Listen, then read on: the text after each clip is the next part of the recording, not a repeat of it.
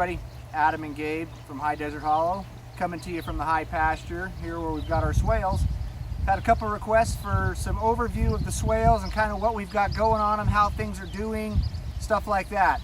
So what we're going to do is we'll probably pan out and kind of just do a big picture of the whole thing, and then we'll walk through some of it and kind of show you some of the plants we've got, some of the challenges that we face, some of our successes and some of our failures on it too. Some stuff here it hasn't done as well as others, and yeah. So Gabe and I are going to walk you through it, kind of give you a little bit of a tour of where we're at. Now keep in mind, this is on the very far east side of my property, at the very top end of the pasture. It's something we don't get out here a lot. This is kind of a self-sustaining system. I get out here and I chop and drop these weeds twice, maybe 3 times a year. In fact, I'm due to come out here and do it again. I'll probably have to do it on my next set of days off. It's been kind of crazy at work, so I'm getting kind of behind on a couple things here. But yeah, so things kind of look a little bit overgrown, but that's because it's also getting the good watering system when it comes from the swales and stuff like that. So just keep that in mind. It's ready to be chopped and dropped and put back down to the ground. It's a lot of this stuff. So yeah, we'll go from there. So this is on the very far southeast side of the swales, is the end of the top swales. This is kind of where I have my input of my water when we want to run water out of the canal into here. Swales are a water harvesting system, and they do pretty well with just the rainwater and the snow melt I have, but I've got water rights on this property. I've got a ditch that runs right into this, so I will turn the water out when it's my time to water, right here into the swales. I'll fill the swales up, and we let it flood out into the pasture to kind of go along with our wheel line we have as well, to kind of sprinkle some of it too, for the stuff that doesn't get totally flooded. So right here at the very beginning, it kind of starts. You can kind of see that elderberry right there. That's pretty much the first thing I've got on that top swale. And it goes all the way down, following that tree line, clear back to that big haystack back there. That's right behind the end of the top swale. And from there, it floods down into the bottom swale, and it comes back along, well, frankly, along what looks like that big, weedy, messy strip through there. And it's just because I don't mow it, I don't let the cows on it. I've got a lot of plants on there trying to establish. Everything from peach trees to elderberries to buffalo berry to sea berry to apples, all sorts of stuff. So, and different herbs and just whatever I can throw out there and go from there, along with some annual cover crop stuff. So we'll kind of give you a walkthrough of where we're at and where we're going. I don't know if you can see that right down there, right in the bottom of the screen. That's one of the herbs I got a good deal on this year, and I planted a couple bunches of it. It's horseradish. Normally I wouldn't plant that at any place that in an annual garden or anything like that, because once you put horseradish in the ground, you're never going to get rid of it. It can take over a whole bed. Out here on these swales, it can take off, it can go. I've got lots of room, lots of places for it to go. I didn't have a problem with putting it out here to kind of grow throughout. So we got that there. Right behind it, right there, that is an elderberry. That is one of my better elderberries I've got. It is, I don't know, 10, 12 feet tall. See if I can get clear to the top of it. We got blossoms all the way out. We're going to get berries on that. I've got several that are about that same caliber. Great medicinal to have. Makes a great syrup. All right, Gabe, so what do we got right there? What's in the middle of the screen right there? What's that plant?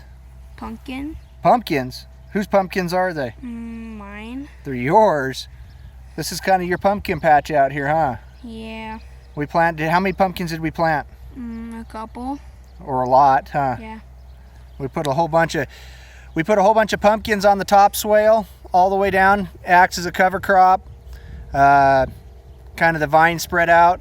This is actually a variety of a giant pumpkin, and it's for a contest that Melanie from Road to the Farm is kind of a friendly little see who can grow the biggest pumpkin deal. If you haven't seen her channel, go check hers out. Also, you can kind of follow the progress of several other channels that are doing the same pumpkin challenge. I think we're a little behind for the time of the year it is, but hopefully we'll catch up. We kind of got a late start and didn't get it in here as soon as I was hoping to, but we're giving it a shot. We'll see what happens. I've never grown giant pumpkins. Have you grown giant pumpkins before, Gabe? No. Just normal pumpkins, huh? Yeah. Yeah, so we'll see how it goes. We'll see what happens. But yeah, we've got pumpkins and squash all up and down this. We got squash on the bottom swale, Hubbards and butternut and acorn kind of spread throughout, and then the pumpkins are all on the top swale. So just another one of those things we've got that we're trying to get a diversity in here and get a product and something from it. All right, so just continuing on down the swale here. We're just going right along, going towards that haystack I talked about in the beginning on the top swale. I had a friend whose his wife's grandma passed away, and she had a whole bunch of blackberries in her yard that seemed to be doing really well, which is a challenge because for some reason in this part of southeastern Idaho, blackberries don't do very well. We can get raspberry patches going like crazy. Raspberries do really, really well, but blackberries have a hard time getting started. So when I saw that she had some that was doing really well, he offered them to me. I went and got a couple starts off of what was there, and yeah, so this is where we're at. This is the second. I put them in last year, and this is where we're at this year. You can see it's taken off. It's doing really well. We're gonna get some berries off of it. We're not gonna get a lot of berries, but we will be getting some. I'll let's see if I can bring you in here a little bit closer and see if I can show them to you. I don't know if you can see that right there. Those are blackberries getting ready to take off here on our swale. That's pretty exciting. I didn't know for sure if it was going to work. So far, I put, out of all the starts I put in, I think I only had 2 take off and do really well. I've got a couple others that are still trying pretty hard. Got more berries up there. But these 2 that took off, man, they are going like crazy. Doing really, really well.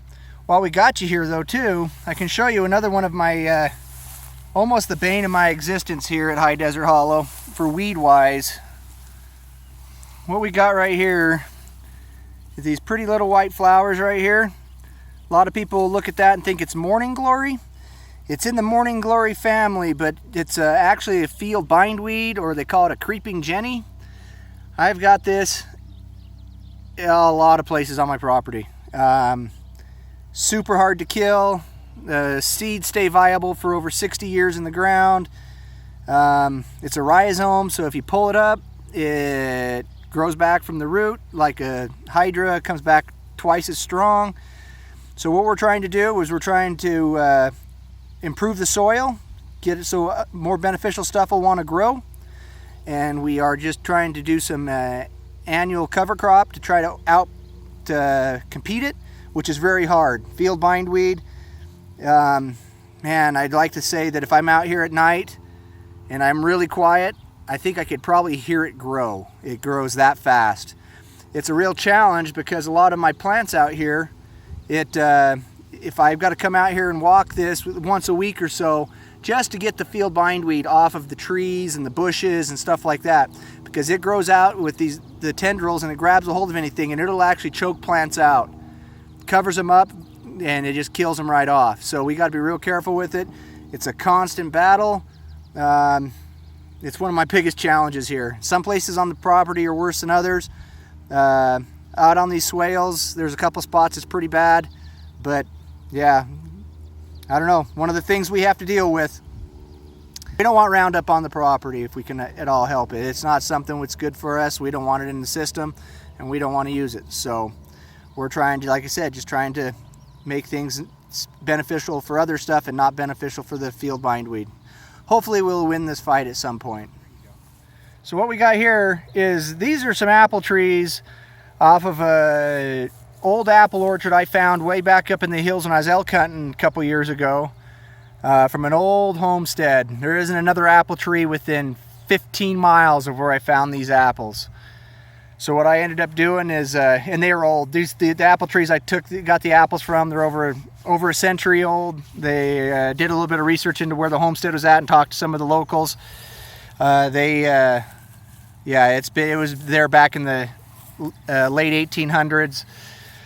So But what I did is I ended up gathering up some of the apples that fall. They were really, really good. Kind of a sweet tart apple. Kind of reminded me of a Macintosh almost, I guess. I don't know. It was a good apple. So what I did end up doing, where it was that far away from everything, it had been growing that long there, I ended up just saving some of the seeds and out of those apples, and I started them. And I've got a handful of trees there that they took and have grown really well. I'll be transplanting those next year into different spots on the swales, like I did with the peaches earlier this year. If you haven't seen that video of Gabe and I transplanting peaches, I'll put a link in the video now to that. You can kind of go watch that. It was kind of a fun experiment for me and Gabe. But yeah, that's kind of an exciting thing. We'll see if with apples, I know that it's hard to get the genetics to carry across, but where it was such an old apple trees, I'm hoping that they're pretty well set on what they are. So we'll see what happens. We'll see how they go. So right next to those apple trees is the spot where Gabe and I had grown out those peach trees, our peach tree experiment last year. And it's where we, so this is where we took all the ones we transplanted from. This is the one tree that Gabe decided he wanted to leave where it was at. Guys, this was a seed last year. I sprouted this tree last year, and this is where we're at this year. Gabe's probably 5'2", 5'3" in height. You can see that tree's doing phenomenal. It's an easy foot taller than he is. I think it's going to be a goer. It looks good. The whole trick's going to be is whether or not it puts on good fruit or not. We'll see what happens. What do you think of that tree, Gabe? Good. It's good, huh? Yeah. I think you picked a good one to leave there, huh? Yeah. All right. Yeah. So what we got here is a sea berry. I ended up planting a couple different varieties of sea berry. I've got some known females. I've got some known males. And I got a good deal on some unsexed varieties. So we put a bunch of those in.